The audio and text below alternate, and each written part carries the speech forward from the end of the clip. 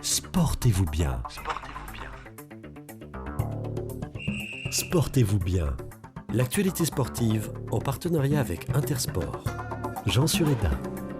Bonsoir à tous et bienvenue dans Sportez-vous bien, heureux de vous retrouver où nous allons pendant une heure parler de sport et uniquement de sport avec mes chroniqueurs et des invités, acteurs du sport de haut niveau. Au programme ce soir, les coups de cœur et les coups de gueule de nos chroniqueurs. Lucas Serdic à ma gauche nous donnera le zoom de la semaine, on va parler football avec Rodez et Auxerre le week-end prochain.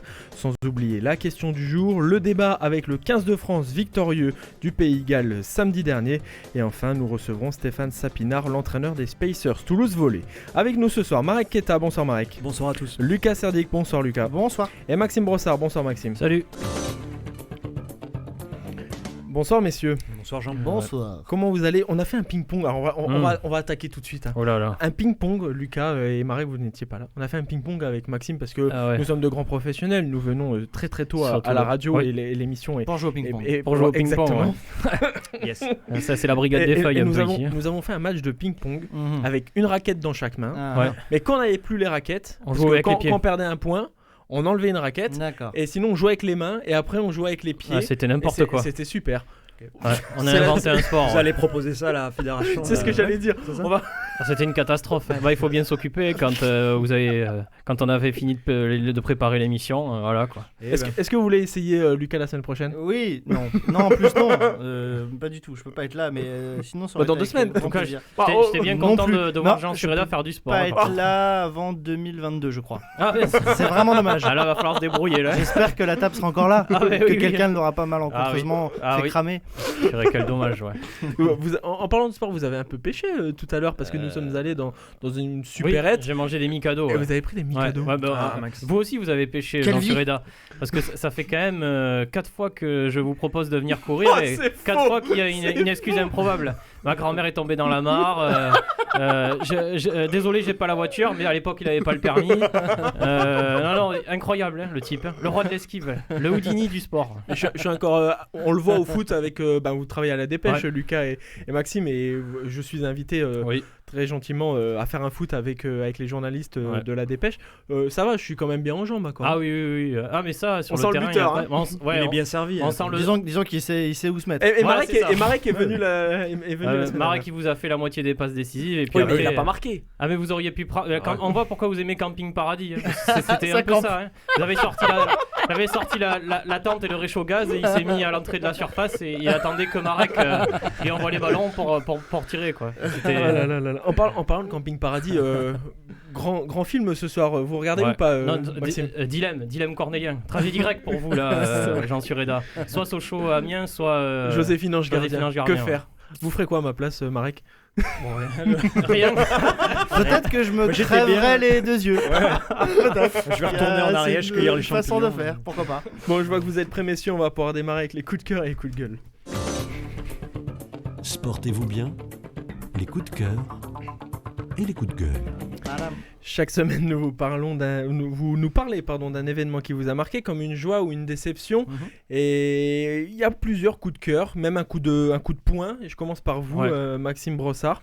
On va parler de la MMA avec quelque chose d'assez beau qui s'est passé ce week-end. Ouais, magnifique, la légende Khabib Nurmagomedov qui a gagné son 29e combat de suite, invincible, 29-0. Il a affronté Justin Gaethje à Abu Dhabi, c'était ce week-end. Et en plus d'avoir gagné, à la fin du combat, il a annoncé qu'il prenait sa retraite. Donc c'était un moment assez triste, puisque juste au moment où il venait de gagner contre Gaethje par soumission, comme d'habitude, c'était un combat, il a énormément gagné par soumission. Khabib, c'est un expert de la lutte. Il s'est effondré au milieu de l'octogone, puisqu'en fait, il faut savoir que, comme je vous l'avais dit auparavant, son père, donc Abdulrahman Nurmagomedov, qui est décédé il y a peu de temps de la Covid-19, il était orphelin de son père, et c'était la première fois qu'il combattait sans la présence de son père. Il avait juré à sa mère que c'était le seul combat. Et il a dit à sa mère que je ne me battrai plus jamais sans mon père à mes côtés. Et donc ça a été un moment très très émouvant et ça a fini, j'ai envie de dire, de faire entrer ce combattant si particulier qu'est Khabib dans la légende, dagestanais, qui de son plus jeune âge s'entraînait à lutter contre des ours. Des oursons. Ouais, qui nageait à contre-courant dans les rivières aussi, on l'a vu il n'y a pas longtemps, qui courait dans la montagne. Ouais, là, c'est pas l'éducation de l'enfant roi, hein. Si tu veux, si t'es pas sage, t'es pas privé de dessert, non, tu te bats contre un ours. Donc, mais ça n'a pas empêché Khabib d'aimer son père, qui a été son mentor. Grand entraîneur Abdul Rahmab, voilà, et donc magnifique sortie de Khabib, vraiment, là j'ai envie de dire légendaire pour un combattant qui en plus n'a jamais fait de frasque, jamais fait de sortie, qui n'est justement pour les communicants est un peu handicapant. Ouais, sauf la fois où il est sorti de l'octogone pour aller cogner un peu c'était la le bagarre. clan McGregor, quoi. Mais c'est-à-dire que c'est pas lui qui a été à l'origine des provocations. Oui. Si McGregor n'avait pas attisé Bien sûr. C'est le jeu quand même. Voilà, c'est le jeu, ouais. Et donc il est voilà, c'est vrai que pour l'UFC c'est un coup dur, hein, parce que il va être dur à remplacer à mon avis. Marek Keta. Mais est-ce qu'on n'est pas finalement, est-ce qu'il pourrait pas revenir? Ça a été le cas pour beaucoup de sportifs. Bon là, le premier qui me vient, c'est Michael Jordan. On le sait, les sportifs, leur présence de leur cercle proche, familial, c'est très important pour eux. Jordan avait arrêté. Ça avait été dur, hein, avec la mort de son père. Il a fait un break d'un an, on le sait, et il est revenu après. Est-ce que c'est pas possible? Je sais pas. Je vois pas. Khabib, c'est pas le genre de personne à revenir sur sa parole. C'est quand même un type qui, justement, voilà, droit, dans la vie courante, c'est quelqu'un de droit qui a pas de frasque en dehors de l'octogone, qui fait pas de bruit, justement. Ouais. Comme je vous disais, pour les communicants, c'est même un peu handicapant pour vendre les combats quelquefois, puisque c'est pas le genre de gars qui va arriver dans une voiture sponsorisée ou un truc comme ça. Il est déjà très croyant. En plus, et je pense que c'est plutôt le genre de type qui va se retirer dans ces montagnes du Daghestan, tranquille, il va mener sa vie, peut-être qu'on le reverra en entraîneur. Après, moi je rêve d'un retour, hein, ça c'est sûr que... Peut-être Lucas Serdic. Peut-être c'est sa maman peut-être qui tient le destin de son fils et d'un retour éventuel, parce que c'est elle visiblement qui lui a dit, en fait, qui lui a fait arrêter. Qui tient en fait qu'il ne faut pas qu'il combatte sans son père. Alors bon, peut-être qu'elle reviendra un jour sur cette décision. Écoutez, on l'espère. Hein. Gardez la parole, Lucas Serdic, parce qu'il y a un Français qui a performé au tennis. Alors c'est pour ça qu'on le souligne. Alors il y a eu Hugo Gaston lors de Roland Garros. On garde le même prénom, on change de nom de famille bien évidemment. C'est Hugo Humbert qui a remporté un tournoi pour le Messin. Il vient de Metz. Ouais, on enlève un H pour Hugo. On enlève un H. Mais effectivement, ça se prononce pareil. Hugo Humbert, 22 ans, et qui a remporté ce week-end son deuxième titre en simple de sa jeune carrière. Donc c'était à Anvers, en battant en finale l'Australien Alex de Minaur, un match, une finale vraiment de bonne facture. Et j'ai envie de reparler d'Hugo Humbert parce que on en avait. Vous en avez parlé vous lors de Roland Garros. Quand on avait évoqué Roland Garros, et je croyais fort en ce joueur et il s'était ramassé au premier tour malheureusement, mais ça n'enlève rien en fait à son année 2020 qui est excellente. Il va rentrer là dans les 32 meilleurs joueurs mondiaux, ce qui est quand même assez symbolique, hein, parce que quand on sait que dans les grands chelems il y a les 32 meilleurs joueurs sont tête de série. On est tête de série en grand chelem quand on est 32e joueur mondial assuré. On a sa place dans les Master 1000 aussi, donc ça veut dire quelque chose, et c'est un palier de franchi, quoi. Ouais, c'est un palier de franchi, et je pense que dans la génération là de ceux qui sont nés après 98, ou en tout cas après 97 en France, on n'a pas plus gros espoir. Hugo Gaston sera à mon avis un excellent joueur de terre battue, mais il aura peut-être plus de mal sur d'autres surfaces. D'ailleurs, il a perdu un challenger là ce week-end, mais Hugo Humbert, lui, par contre, sur surface rapide, et on sait que c'est quand même pour moitié ce que compose la carrière d'un tennisman quasiment, il va vraiment être très fort, il va être très bon, et voilà, c'est son deuxième tournoi ensemble, je disais. Si on veut par exemple comparer avec d'autres Français de son gars au même âge, il n'en avait pas encore gagné un seul.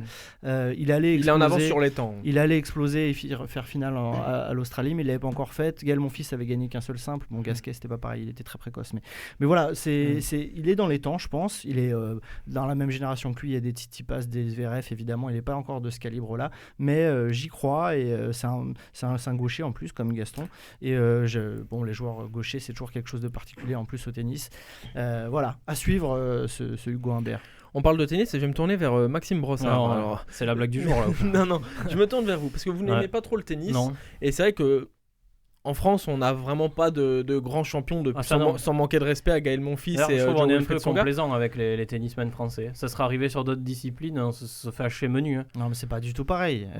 C'est le tennis. Le tennis, il y a 3 grands champions depuis 20 ans. Oui, non, mais je veux dire par rapport aux résultats globaux. Ils sont pas mal, les résultats globaux.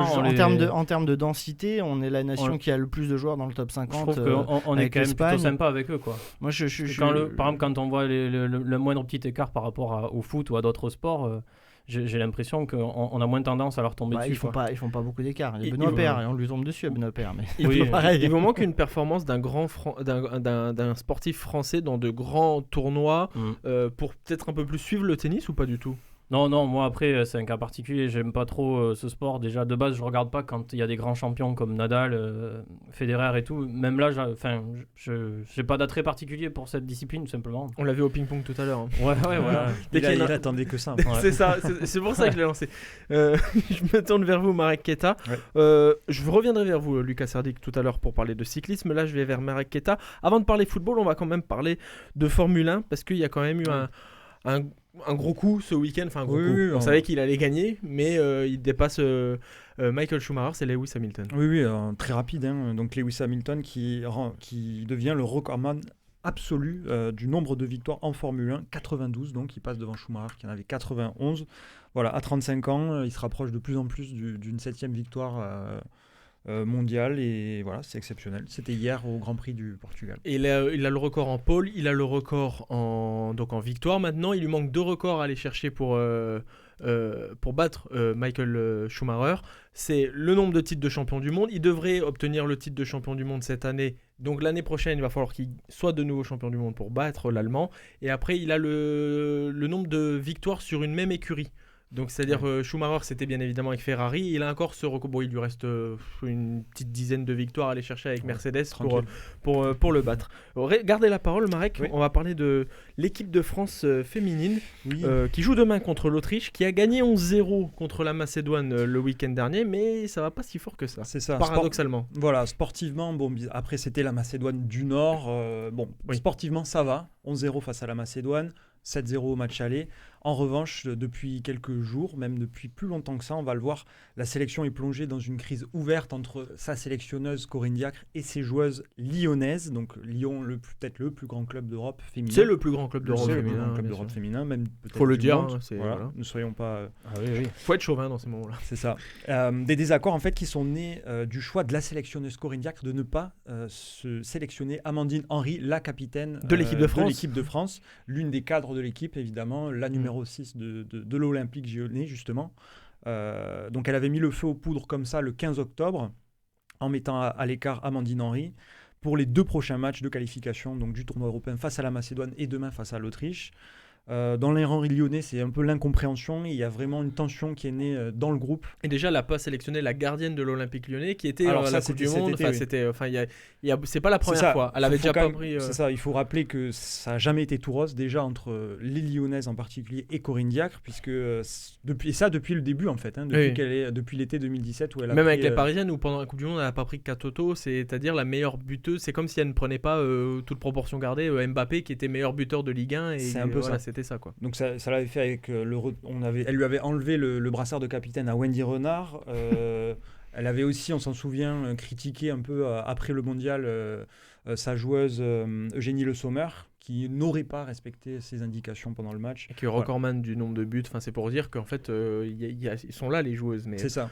Donc un peu l'incompréhension qui règne au sein de ce groupe. Pour ne rien arranger, en plus Corinne Diacre est touchée par le Covid, donc elle n'est pas présente sur les bancs de touche. Elle peut revenir pour demain. Oui. Elle n'était pas là. Mais là, vous voyez, pour la Macédoine, par exemple, elle a fait aussi des choix forts en mettant de côté des titulaires, des choix qui n'étaient peut-être pas très compréhensibles pour privilégier des joueuses qui avaient moins de temps de jeu depuis le début de l'année. Voilà, tout ça fait qu'en ce moment, l'équipe de France, on ne sait pas trop où elle va. Et il faut quand même rappeler qu'elles ne se sont pas qualifiées au-delà des demi-finales depuis maintenant les plus depuis la Coupe du Monde 2011. Où elle avait fait demi-finale de la Coupe du Monde. Lucas, l'équipe de France féminine, est-ce que Corinne Diacre veut copier Didier Deschamps ou pas du tout? Je pense pas, je pense qu'elle s'en fiche un petit peu, mais j'arrive pas à me... Comment dire ? C'est comme si le terrain n'était pas suffisamment intéressant faute d'adversité, et du coup on essayait de se rattraper sur d'autres choses à raconter sur cette équipe de France. Enfin, je sais pas, voilà, c'est comment dire, ça me passe un petit peu au-dessus, cette histoire, si vous voulez vraiment mon opinion. Maxime Brossard. Ouais, moi je voulais savoir si finalement c'est un peu l'inverse de ce qu'il y a chez les hommes en fait. Elles sont fortes en club, j'ai l'impression, et en sélection on est peut-être moins bon, non ? Il y a ça aussi peut-être. Oui, je sais pas. Je sais pas. Mais il y a la pression aussi. La France n'a jamais rien gagné chez les féminines. C'est ça, ouais. Donc il y a une pression énorme, il y a une attente énorme, comme Platini, la génération. En fait, pour moi, je les compare à la génération Copa. Alors bien évidemment, je n'étais pas né à cette époque-là, mais une génération où la France, à l'époque de Copa, avait les joueurs pour gagner quelque chose, l'Euro ou la Coupe du Monde, mais ne gagnait rien, ne passait jamais rien, toujours à se faire stopper en demi-finale ou en quart de finale par le futur champion d'Europe ou le champion du monde. Et j'ai l'impression que les filles sont à ce niveau-là. Alors j'espère qu'il va peut-être pas falloir attendre une génération à la Platini, c'est-à-dire la génération d'après. Mais oui, c'est vrai qu'on est à ce... Oui, peut-être que la France souffre du fait que le sport est encore assez loin d'être professionnel pour tous les clubs, pour toutes les joueuses, et du coup ça manque un petit peu de réservoir. Effectivement, Corinne Diacre, elle peut bien se mettre à dos Amandine Henry, Sarah Boidi et d'autres, par qui elle les remplace. Il n'y a pas non plus... non, mais voilà, oui, contrairement aux États-Unis où une fois qu'on enlève Lyon et Paris, on va sélectionner qui ? Donc c'est sûr que c'est compliqué dans ces conditions-là de se faire entendre en tant que sélectionneuse, j'imagine. Et Lucas Serdic, pour terminer les coups de cœur et coups de gueule, et avant de vous donner la parole pour le Zoom de la semaine, on va parler cyclisme avec Arnaud Desmar qui a réussi un bon Giro. Oui, un très bon Giro même. Très bon Giro. Il finit avec le maillot de meilleur sprinter et c'est amplement mérité quand on sait qu'il y a eu 4 sprints massifs et qu'il les a remportés les 4. On dira, les mauvaises langues diront que le plateau n'était pas hyper élevé, effectivement, si ce n'est quand même Peter Sagan, c'est pas non plus... c'est pas non plus n'importe qui, voilà, c'est sûr que les sprints massifs ça n'a jamais été trop sa grande spécialité, même du temps de sa splendeur, mais voilà, Arnaud Desmar, il a eu le mérite de remporter ces sprints là de très belle manière pour au moins l'un d'entre eux, c'est-à-dire le troisième qu'il a complètement le deuxième ou le troisième, je ne sais plus, qu'il a complètement écrasé. Voilà, ça confirme pour moi qu'il est dans le top 2-3 des meilleurs sprinteurs mondiaux de la saison. Et ça me fait plaisir tout simplement qu'il ait concrétisé tout ça avec ce maillot. On espère qu'il sera en même forme l'année prochaine et qu'il brillera sur le Tour de France. Oui, parce que c'est la fin de saison, enfin il y a la Vuelta qui est en train de il reste une semaine de Vuelta, mais globalement très gros est passé là. Voilà, la fin de saison de cyclisme a sonné. Merci messieurs, on va pouvoir passer au Zoom de la semaine. Le Zoom de la semaine est le retour sur les paris de la semaine dernière. On avait parié France, Pays de Galles, il y a eu 38-21 pour l'équipe de France. On en parlera dans le débat tout à l'heure. Mais écoutez, les paris de la semaine. Maxime. 25-18 pour la France. Mehdi. 35-19 pour le Pays de Galles. Marek. Moi je dis 28-23 pour la France. Coraline. 23-15 pour la France. Timothée. 9-6. 21-15. Ah, Timothée, il était enthousiaste. Parce qu'on disait, c'est les 9 à 6. Les matchs à l'ancienne, quoi. Le mec, il a oublié qu'il y avait Antoine Dupont. Ouais, C'est-à-dire qu'il y a Antoine Dupont, il y a minimum 3 3 Il s'est dit, c'est les matchs d'antan, là. De la pluie, des mêlées, des bagarres. Timothée, si tu nous entends, on salue Timothée. Je te méprise sur ce coup-là. On salue Timothée, Mehdi et Coraline. Coraline n'est pas là. Peut-être pour les 50 points pris par la section ce week-end à Clermont. Incroyable ce match aussi. Elle nous en parlera la semaine prochaine lors de son retour. Mehdi, donc, pas mal, non ? Victoire de Coraline, parce qu'en fait le score c'est plus 17 et il y a Coraline qui a plus 8, Maxime plus 7, Marek plus 5 et moi plus 6. Donc tout le monde a pris un point, mais c'est elle qui a le plus... Mehdi, il a pas dit 35-19 ? Non, pour le Pays de Galles. Mehdi, je te méprise encore plus que Timothée. C'est parce quand même parce que fort. Mehdi, il a touché du doigt le bon score, mais à l'inverse. Ah là, c'est honteux. Ah ouais, donc victoire de Coraline qui marque 2 points et tout le monde sauf Mehdi marquera 1 point. Le Zoom de la semaine avec vous, Lucas Serdic, on va mettre le ballon un peu plus rond, on va parler de sport, on va parler de football et on va parler de Rodez-Auxerre le week-end prochain. Ouais, Rodez-Auxerre, parce que voilà, c'est un match qui sur le papier est peut-être pas hyper sexy, mais c'est très important pour le RAF de le jouer, de bien le jouer ce match, parce qu'ils sont 17e le RAF, donc ils sont aux portes de la zone de barrage, relégation qu'on n'a pas envie de les voir dedans évidemment. tout simplement parce qu'il reste sur une série de 3 défaites consécutives sans marquer le moindre but, dont la dernière ce week-end à Toulouse, 3-0, alors qu'ils font un match qui n'est en plus pas si mauvais que ça, hein, mais voilà, à la fin de la rencontre, il y a quand même 3-0 dans la valise. Donc ils sont 17e avec 8 points, la GIA de son côté est 9e avec 12 points. Ils restent ils ont gagné une belle victoire contre Chambly ce week-end 4-0 à domicile avec un triplé de Mickaël Lebihan qui est de loin le meilleur buteur du championnat de Ligue 2 avec 7 buts, le deuxième étant à 4 buts. Messieurs, voilà, je vous demande de pronostiquer sur ce match et je vous donne un petit truc quand même intéressant à savoir. La GIA sur ses 2 derniers déplacements à Guingamp et à Toulouse, 2 défaites, 3-1 et 2-0. Donc voilà, peut-être un petit motif d'espoir pour le RAF. On va commencer avec le grand spécialiste de foot, Maxime Brossard. Je vais dire 1 partout. 1 partout. Kevin. 0-0. 0-0. C'est de bon augure, Kevin. Ouais, bah il a peut-être pas tort. Hein. Un match fermé de Ligue 2. Ah ouais, Voilà, je pense, un bon match de Ligue 2. Marek. Non, moi je vois un 2-1 pour Auxerre. 2-1 pour Auxerre pour Marek. Lucas. 1-0 pour le RAF. 1-0 pour le RAF. Et moi, je vois 2-1 pour le RAF. Allez, comme ça, voilà, il y aura un peu de tout et normalement, ce sera probable de gagner. J'aurais bien aimé que vous pariez autre chose pour que j'ai la petite victoire à un but tout seul. Alors, pariez autre chose. Ouais, mais 3-1, comme ça, oui. Ouais, je mets 3-1.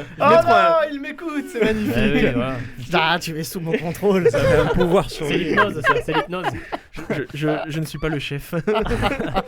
Je mets 3-1. Rodez qui a perdu. Trop facile. Rodez qui a perdu à Toulouse, messieurs. On va en parler du TFC encore une fois. Lucas, je sais que ça vous tenait à cœur. Le TFC a encore gagné. Le TFC a encore convaincu, j'ai envie de dire. Et le TFC est 9e à 2 points du deuxième. Moi, il m'a convaincu parce que je trouve que la victoire est plus importante peut-être en tant que pas coach. Mais effectivement, Patrice Garand, lui, n'était pas du tout convaincu. Il a dit que c'était un des plus mauvais matchs de la saison. Bon, il s'est repris en disant qu'il avait exagéré peut-être en disant ça. Mais en tout cas, il était pas content dans le contenu. D'accord. L'année dernière, il y avait des quand bons même pas mal, voilà. C'est quand même pas mal de gagner 3-0 si le contenu n'est pas bon.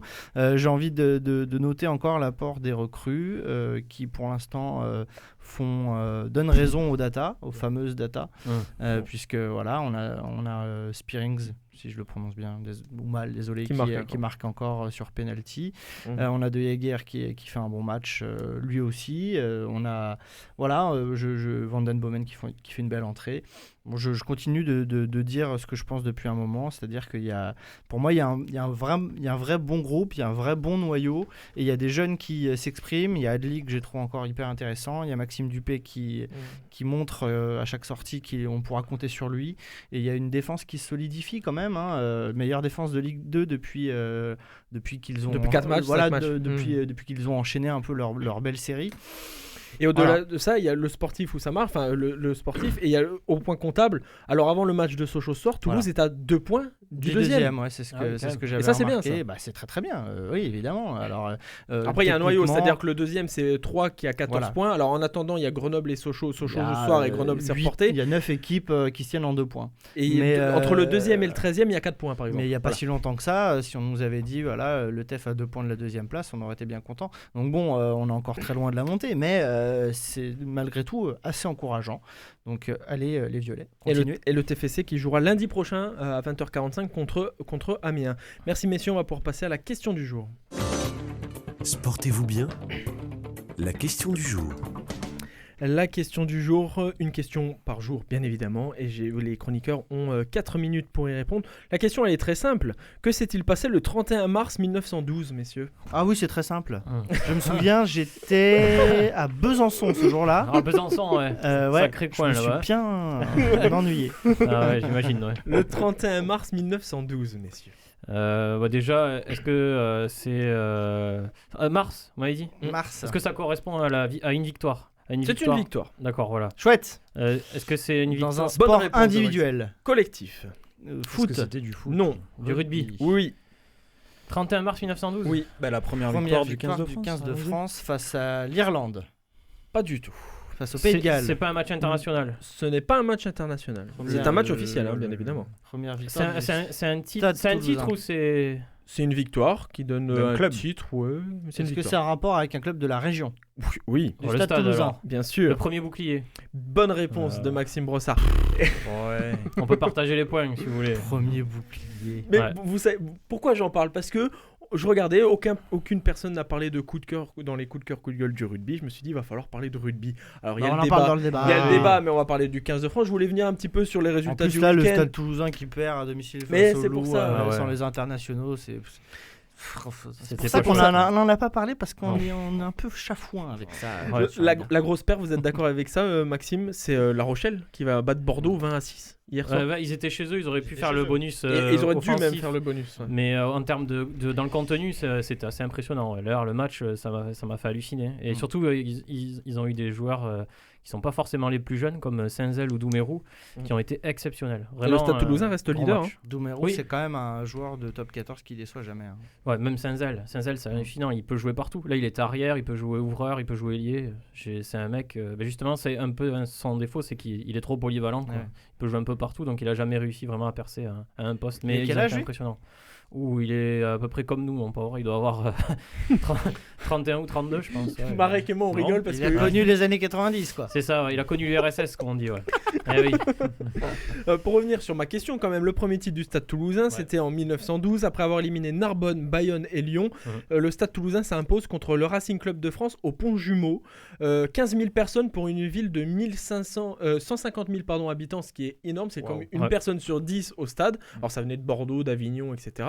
Et il y avait les places à 2 francs à l'époque. Ça venait de Bordeaux et d'Avignon, mais comment vous savez ça, j'en suis Reda? Parce que c'est un livre, je sais pour ça. Mais très Ça belle venait relation. de Bordeaux et d'Avignon. C'est Ouais. quoi cette... Ça venait de Bordeaux, d'Avignon, de Tremblay, ça venait de Clermont-Ferrand. Il y avait des Gersois, quand même. Qui sort des villes comme ça, tu sais. Ah oui. C'est à 4 heures de route. Ouais. Avec Surtout l'autoroute. à l'époque. À l'époque, c'était une journée. Ah, Tu savais cheval. qui venait d'Avignon. Ah ouais, ouais. Vous êtes méchants. J'ai garé Non, ma... tu m'as tué là. Ah ouais. Les types garaient la charrette en double Avignon, file. ils ont jamais vu un ballon de rugby Mais de c'est leur vrai. vie, tu Mais sais. c'est vrai, pourquoi? Ah si, ils jouent à 13 là-bas, ouais. Parce que- On va pas s'en Pourquoi remettre. je salue Eric Dupri qui m'a passé la question, Lucas. Et il y C'était avait une bonne un livre, question, j'ai lu après. un livre d'ailleurs Ouais. sous le témoin de Maxime, je lui ai Ouais. demandé de se retourner parce que je sortais un livre et c'est dans le livre. Le livre ça s'appelle Le premier titre du Stade Toulousain. C'est un petit livre de 150 pages et ils le disent. Et il y avait des Franchement, des La trains question, ça aurait dû affrétés être pour aller à pourquoi, Bordeaux. pourquoi C'était les où gars Bordelais, d'Avignon mais- sont venus au Pont Jumeau C'était où, là le 31 mars Ah, mais c'était à Toulouse. 1912. C'est à Et là, Toulouse, tu c'est me sûr. tues, quoi. Si tu me dis pourquoi Avignon est venu au Pont incroyable. Jumeau le 31 mars 1912. Ah Pour ouais. voir la Je suis finale. séché, je me couche pas. Combien il y avait eu au score en finale? Ah, c'est ce que j'allais dire. Mais bon, Lucas préfère se moquer de moi. Ah, Alors, ouais, je me ouais. moque pas de toi. 8-6 pour le Stade Toulousain qui avait battu. C'était Timothée qui Ah, avait Timothée, il avait pronostiqué. bon. Timothée, il avait bon. Ouais. Allez, c'est à 3 points là, je crois. Timothée avait bon. On revient en 2020, Ouais. saison 2020-2021. Le Stade Toulousain, Clermont et La Rochelle sont leaders devant Lyon et la section paloise. La section Oui, est oui. 5e. Comme quoi, 2020, c'est n'importe quoi. Ouais, d'avoir Pau 5e, c'est bizarre. Hein. Coraline, On salue Coralie. bonnes vacances. Maxime, Oui. est-ce que le Stade Toulousain, malgré les internationaux qui sont pas là, comme Clermont, ça peut tenir là sur ces 2 mois qui arrivent? Clairement, ils ont Clairement, pas, ils ont ils ont été pas bons. d'in- Ils ont pas ils ont beaucoup, pas ils ont pas d'in- beaucoup. ils ont Ouais, même ils aucun, ont- si ils je en dis ont pas de 2, je bêtises. Non, un ou deux. Non, aucun. Il y a le Racing qui en a 2 ou 3. je crois. En France, en tout cas, aucun. Peut-être dans d'autres sélections, mais en France, je crois pas. hein. Non, Ça- ils ont pas été Non, impactés. le stade, ils prennent cher. À Montpellier, le Racing, Toulon, un petit peu. ouais. Mais Ouais. non, pas Je réitère tant. ma question alors. Est-ce que c'est le bon coup pour Clermont pendant ces 2 mois là, ces 2-3 Ouais, mois ouais, même pour le Loup justement. Le Loup, Le Loup qui a aussi fait la grosse performance à Toulouse. En plus, Loup, ils en prennent un petit peu quand même. je pense qu'ils ont. D'ailleurs, ils misent aussi sur ça. Hein. Faut pas se mentir, hein, parce que eux, c'est leur objectif, c'est de faire les phases finales. Ça fait un moment qu'ils courent après ça. Voilà. Après le stade, comme chaque fois, hein, malheureusement, j'ai envie de dire. C'est tous les déception, c'est tous les ans en La général. hein. déception, c'est l'UBB Je qui savais. a Ouais. du mal à confirmer là, cette année. Le problème de l'UBB, Bordeaux est c'est 12e. le calendrier. Ils ont beaucoup joué à l'extérieur. Et si 2 vous matchs en moins. regardez. Ouais. Ils ont 2 matchs en moins. Bordeaux. Ouais, voilà. Et ils ont 2 matchs en moins. Ouais, Ouais, d'accord. comme Castres. Castres Non, mais 13e. ils sont à Ouais, 3 c'est défaites consécutives, ça c'est c'est ça, pas. Ouais, mais C'est ça. ils ont beaucoup joué à l'extérieur. Et Ok. Castres, eux, c'est le Covid, quoi. Ils ont pris cher. Hein. Ils ont eu beaucoup de cas de Covid. Ils ont Ouais, eu du ils ont mal à pas- ils ont revenir. du mal à Bah, Castres a 2 matchs. En fait, Castres et Ouais. Bordeaux sont 12e et 13e, mais les deux ont 2 matchs Et- de retard. Ouais. Et puis, Et moralement. comme le Racing a 13 points, mais a 2 matchs de retard aussi. Donc le Moralement, Racing est c'est potentiellement leader. la demi-finale qu'ils n'ont pas pu jouer contre le Leicester Oui, c'est en vrai. Challenge En Cup. Challenge européen. Ouais, ça leur a pas fait du bien, j'ai l'impression. Ça leur a mis un petit coup quand même. Voilà. Et bon, on verra les performances du Stade Toulousain, mais on va continuer de parler rugby dans un peu moins de 4 minutes avec le 15 de France. À tout de suite.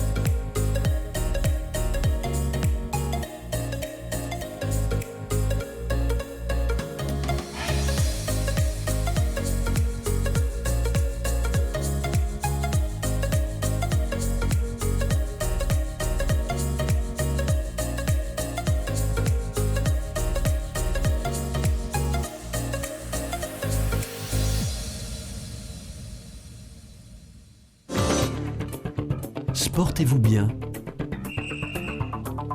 Le débat. Vainqueur du Pays de Galles samedi soir pour son retour à la compétition, le 15 de France jouera une finale samedi pour la fin du tournoi des 6 Nations 2020, reporté en mars à cause du Covid-19, et aura 3 test matchs pour préparer le Mondial 2023. Messieurs, question simple, mais c'est simplement pour évoquer le sujet, parce que vous savez très bien que j'aime démarrer avec une question.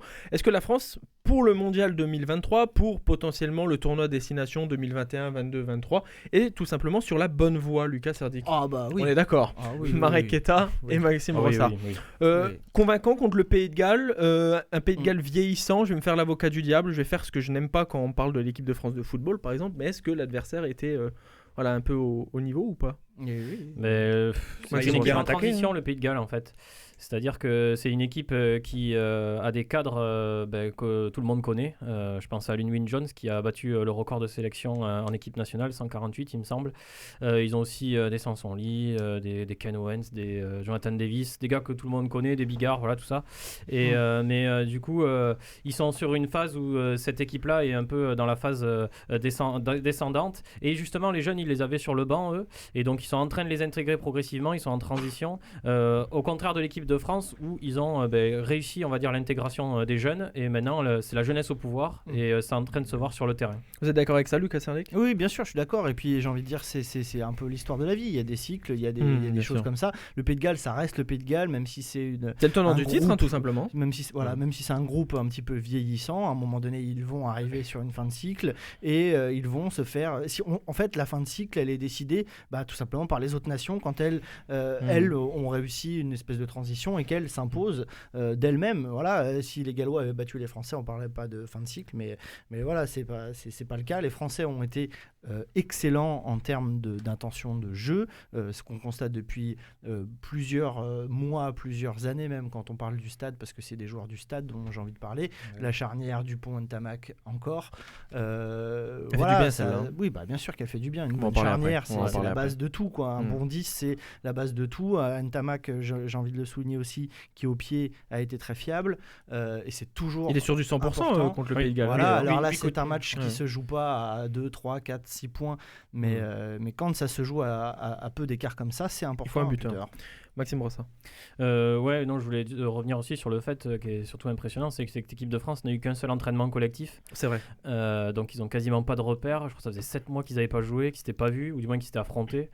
Et là, ils jouaient enfin pour la première fois ensemble. Moi, je trouve que c'est assez impressionnant. Mais parce qu'ils finalement, ils les ont déjà, les repères. Ouais, parce que c'est quasiment la même équipe. Il y a une synergie. À un joueur près, je crois, que celle qui a. C'est ce qu'on disait dans les débats d'avant. Vous savez, quand je vous disais, donnez-moi le Pays de Galles, donnez-moi l'Angleterre, je peux vous faire le 15 de départ. Maintenant, j'ai envie de dire, donnez-moi la France, je peux vous faire le point. Olivon, il sortira pas. Aldrit, il sortira pas. Boutier non plus. Boutier sortira pas. Dupont, Vakatawa, ça sort pas, tout ça.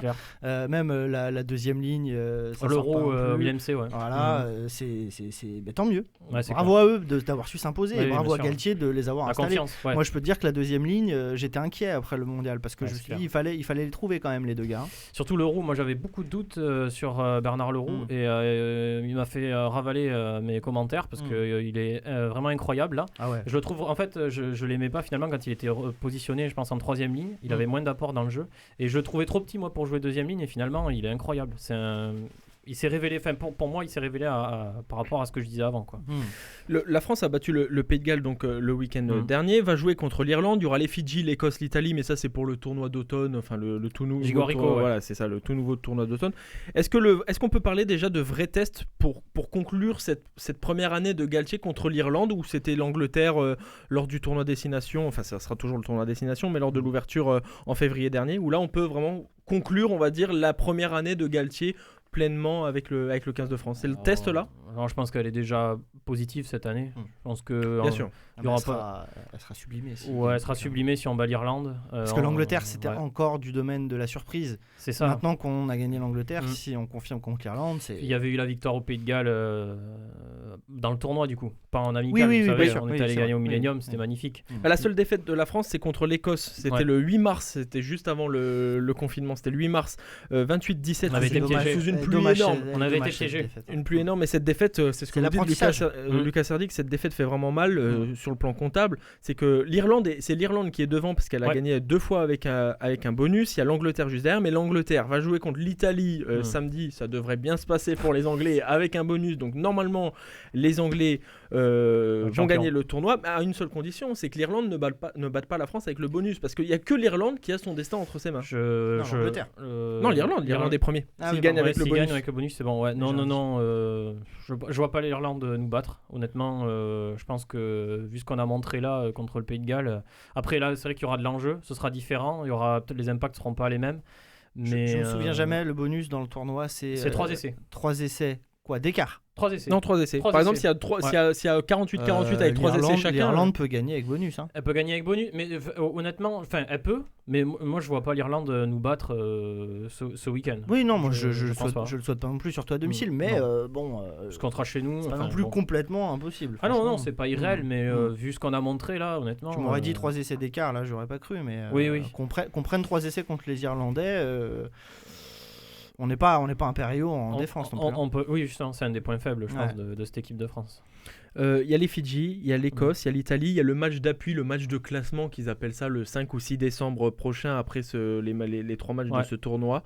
On le sait, il y a eu la petite guerre, vous en aviez parlé lors de l'émission, lors d'un coup de cœur ou d'un coup de gueule, entre la Ligue nationale de rugby et la Fédération française de football, j'allais dire, de rugby.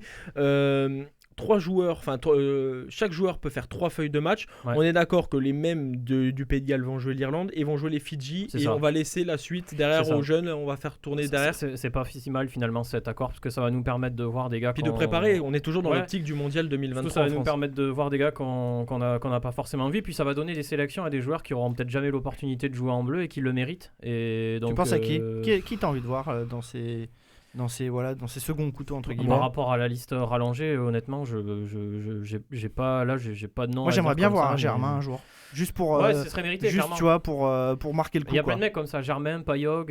Enfin là, je crois Ouais. qu'il est pété. Enfin, mais oui, voilà, il est souvent blessé. Alors Ouais. que Est-ce que Germain, c'est- il est d'une régularité quand Ouais, même voilà. hallucinante, quoi. Sur le papier, cet accord, c'est un mal pour l'équipe de France, mais est-ce que Mm. ça peut être un mal pour un bien finalement, de donner du temps de jeu, de donner, de casser ce stress peut-être d'une première sélection, d'une première titularisation, quand il y a un maillot de l'équipe de France sur Ouais. le dos. On en parlera peut-être avec notre invité tout à l'heure, qui a joué en équipe de France de volley. Mais voilà, il y a toujours ce maillot bleu où il y a le stress. Peut-être que ce genre de match qui, sans manquer de respect au tournoi avec les Fidji, l'Écosse et l'Italie, c'est Ouais. pas un tournoi qui compte vraiment, d'enlever le stress. Je pense et qu'il il peut y avoir des révélations sur ces matchs-là, mais comme l'a dit Lucas tout à l'heure, maintenant le 15 il est indéboulonnable, je pense. Donc à moins qu'il y ait un Oui. mec qui mette 7 essais en marchant Ah, en marche arrière et qui fait une En euro, moonwalk. ouais voilà, non mais c'est impossible. Ah, là, mais je il pense faut, qu'il- il Non, mais faut- on va être dans il y a le- peut-être une place à prendre à l'aile.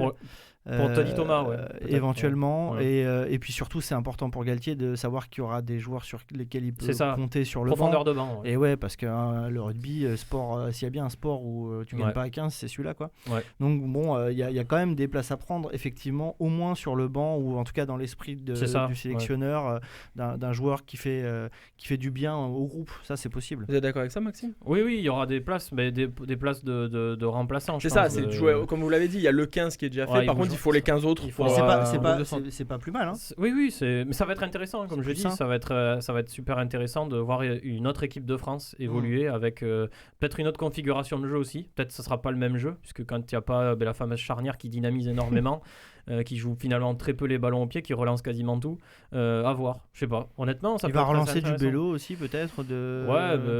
Bello, il est blessé. Il y a les croisés en Encore. plus. Ouais. Oh. Il y a quand même pas mal Il y en a de qui n'ont casses. pas de bol, hein. L'équipe de France, le 15 de France qui n'a plus remporté le tournoi Destination depuis 2010 et d'ailleurs avait fait le grand chelem cette année-là avec 5 victoires en 5 matchs.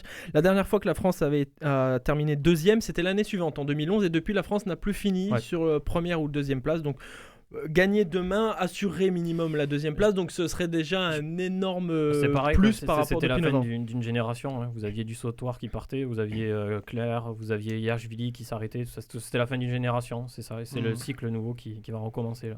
Pour terminer, dernière question pour vous, Maxime. Est-ce que avant le mondial 2023, il faut impérativement gagner un tournoi Destination? Oui, et ça va se faire. Honnêtement, Impérativement. je pense que ça va se faire. Je pose une question. Il y a ouais. pas Non, mais de- ce que je veux dire, c'est que s'ils font 3-4 tournois à destination comme ils ont Ouais. fait là, même s'ils Oui, ne gagnent je pas, entends, bien sûr. Voilà, il y c'est aura le des, contenu, il y aura quoi. des garanties, ouais. Mais je pense que ça va se faire, honnêtement, vu comment on joue, ça va bien arriver d'ici là. Il n'y a pas de raison. Prochain match du 15 de France contre l'Irlande samedi à 21h chez nos confrères de France Télévisions, de France 2 à 21h. Et on suivra bien évidemment les performances du 15 de France contre les Fidji, l'Écosse, l'Italie et le match d'appui le 5 ou 6 décembre prochain. Merci messieurs, place à notre invité de la semaine. Sportez-vous bien. L'invité. Notre invité est un ancien professionnel, ancien international français, justement, on en parlait de volley. Et comme beaucoup, il s'est reconverti entraîneur à la fin de sa carrière. Stéphane Sapinard est à la tête des Spacers Toulouse et nous fait le plaisir d'être avec nous ce soir. Stéphane, bonsoir. Bonsoir. Merci d'être avec nous dans Sportez-vous bien, une émission que vous connaissiez. Vous étiez déjà venu l'année dernière. On parlait de l'équipe de France. Vous avez porté le maillot de l'équipe de France. On est d'accord que sur un match comme ça, l'Écosse, l'Italie, sans leur manquer de respect, qui sont un peu en dessous de ce que peut être l'Angleterre et l'Irlande, pour décompresser du maillot de l'équipe de France, c'est bien ou pas ?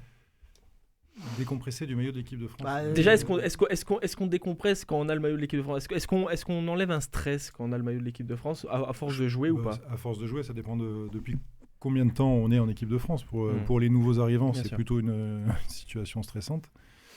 Après, effectivement, quand on commence à y être depuis longtemps, on se sent à l'aise à le porter, ce maillot. Ouais. On a un peu plus l'habitude. Il y a eu la reprise, il y a eu bien évidemment le confinement, il y a eu la reprise avec les Spacers. Ça n'a pas été trop dur la reprise. Est-ce qu'il fallait canaliser un petit peu les joueurs qui étaient peut-être en manque de volley depuis tout ce temps quand ça a repris ? Ouais, c'était une reprise unique. C'est du jamais vécu. Enfin, comme pour, je pense, tout le monde actuellement, c'est une situation qui est tellement exceptionnelle. C'était en fait difficile de canaliser les joueurs parce qu'ils avaient très envie de faire beaucoup de choses tout de suite, alors qu'ils n'étaient pas prêts physiquement à le faire. Donc moi j'ai un groupe qui est assez jeune en plus, qui se voyait tout de suite pousser des ailes et il a fallu que je freine certains, ouais, parce que c'est une période qui pouvait potentiellement être à risque de blessure vraiment importante. Ouais. Vous l'avez dit que c'est unique pour tout le monde. Comment vous avez préparé cette reprise, vous l'entraîneur ? Justement, j'imagine avec le staff médical, etc. Mais comment on prépare une reprise qui est, vous l'avez dit, inédite ? C'est-à-dire vous ne savez pas sur quoi vous baser pour reprendre une saison comme ça ? Non, on ne sait pas du tout. On est dans l'inconnu total et on essaye de faire en sorte de ne pas faire de bêtises, de ne pas vouloir aller trop vite. On prend un maximum de précautions, on fait les tests médicaux, on check bien l'état de santé de chaque joueur. On essaye aussi beaucoup d'être dans la communication avec eux pour savoir, parce que ça faisait longtemps qu'on ne les avait pas vus, réellement ce qu'ils avaient fait, réellement le plus possible proche de la réalité de leur état de santé. Et on y est allé très très progressivement sur la reprise avec, par rapport à nous au volley où d'habitude on saute beaucoup, ils n'ont pas du tout sauté pendant au moins une dizaine de jours. Et on a fait surtout du travail au sol, on les a fait courir, d'abord doucement, on n'a fait aucune accélération, on a fait ce qui ne va pas du tout avec le volley qui est un sport d'explosivité, de vitesse et pas du tout un sport d'endurance ou d'efforts longs. Donc on est allé sur des choses qu'on ne faisait pas du tout, juste pour essayer de préserver la santé des joueurs. Comment vous gardez le lien pendant le confinement, j'imagine ? Est-ce qu'ils devaient envoyer par exemple leur repas au médecin ? Est-ce qu'il fallait faire attention à ça ? Comment vous les gérez, vous, à distance ? Et s'assurer qu'ils fassent bien le travail que vous demandez ? Ouais, c'était assez compliqué, d'autant plus qu'il y en a qui sont en Amérique du Sud, il y en a qui sont en Europe, il y en a un peu partout. Donc moi j'ai essayé de les suivre autant que possible par message, des coups de téléphone. Après, le préparateur physique a fait le boulot et envoyé le travail. On a essayé de faire des visios aussi, de faire du travail comme ça, mais c'est vrai que c'était beaucoup d'incertitudes quand ils sont arrivés quand même. La saison, elle a bien démarré. Elle devait commencer par le Final Four de la Coupe de France. C'était à Toulouse. C'était annulé. Malheureusement, je vous vois un peu... Ouais, parce que bien démarrer quand on a un Final Four à domicile, c'est chaud quand même. Non, mais Lucas, bien démarrer dans le sens, c'est bon, c'est parti. Alors voilà, c'était dans ce sens-là. Il y a eu le Covid du côté des Spacers, du côté de Paris. Donc ça veut dire annulation des demi-finales. Tours et Poitiers vont en finale parce que Paris devait jouer Tours et vous devez jouer Poitiers. C'est ça. Et finalement, Tours n'est pas venu, donc Poitiers remporte la Coupe de France. Quel regard vous portez par rapport à cette situation un petit peu rocambolesque ? Par rapport au Covid, bien évidemment, mais... Ça m'amuse un petit peu, mais moi, surtout ce que je retiens surtout, c'est que en fait, ce Final Four pour nous était vraiment important. Ah oui. Et les joueurs, parce que j'ai eu un groupe qui est quand même resté très proche du groupe de la saison passée, et mes joueurs attendaient beaucoup beaucoup cet événement. Et j'étais même obligé de leur dire, les gars, oui, c'est important, mais derrière, on a une saison à jouer. On ne va pas jouer notre saison sur ce Final Four qui n'est même pas encore le début de la saison. C'est à la limite la fin de la saison précédente. Et donc, il y a eu une très, très grosse déception pour le groupe qui se sentait en plus de plus en plus prêt à jouer ce Final Four et qui se disait, on a peut-être un truc à faire à domicile cette année parce que la préparation est tellement bizarre pour tout le monde. Les autres équipes, on sait qu'elles ne sont pas au top non plus. Vraiment, on commençait à se dire, allez, il y a un truc à faire cette année à Toulouse, et pourquoi pas un titre, quoi. Et psychologiquement, les joueurs sont comment parce que justement, il y avait la Coupe de France qui en fait finissait la saison 2019-2020, et le week-end d'après, c'était Tours, mais ça a été reporté pour coronavirus, qui était la saison 2020-2021. Psychologiquement, ils se situent où un petit peu, parce qu'on entend les rugbyman, les footballeurs, les handballeurs se dire... On n'a pas l'impression qu'il y a une vraie coupure entre les deux saisons. Comment ils sont les joueurs par rapport à ça ? C'était d'autant plus vrai qu'on finissait cette compétition, qui était une compétition de la saison passée. C'était assez bizarre, parce que dès qu'on est arrivé, les gars se sont tout de suite projetés sur cette compétition, qui était la compétition de la saison passée. Il y avait une vraie continuité. Et c'était assez étonnant de passer d'une semaine à l'autre de cette finale de Coupe de France 2020 championnat 2021. Tout de suite un championnat 2021 sans aucune transition. C'était assez particulier, mais en fait, ce qui se passe, c'est que les joueurs ont été tellement sevrés de sport et de volley depuis tellement longtemps qu'en fait, ils étaient prêts à jouer. N'importe quoi. Ouais, tout ce qui pouvait passer, ils étaient prêts à prendre. Quelque chose peut-être de pénible, alors je parle à vous, l'entraîneur, bien évidemment. Comment vous gérez au quotidien ce virus ? Pas le cas d'un merci dans l'effectif, d'un forfait général, d'un forfait d'un joueur, peut-être d'un pilier, d'un pilier de l'équipe, etc. Comment on gère ça au quotidien ? De dire, on prépare quelque chose la semaine, et puis les tests qui sont réalisés le jeudi pour le vendredi, en fait ça nous met le travail à la poubelle. Pendant 2 mois sur la préparation avant d'arriver justement à cette Coupe de France, on n'a pas arrêté de répéter aux joueurs, attention à vos sorties, ce que vous faites, qui vous rencontrez, restez chez vous, on sait que c'est pas drôle, mais protégez-vous et protégez l'équipe pour qu'on puisse jouer le Final Four. On n'a pas arrêté. Je pense d'ailleurs pas qu'ils aient fait n'importe quoi, et le premier qui a été malade, à mon avis, il a pris le truc au Palais des Sports, parce que c'est un gars qui sort jamais. Et puis ça nous tombe dessus comme ça, et à ce moment-là, ça commence par un joueur, 2 joueurs, et puis très rapidement, c'est l'équipe c'est toute l'équipe qui a été touchée. Surtout qu'en plus vous côtoyez les handballeurs, enfin il y a le Phoenix qui est avec vous, enfin il y a du monde, quoi.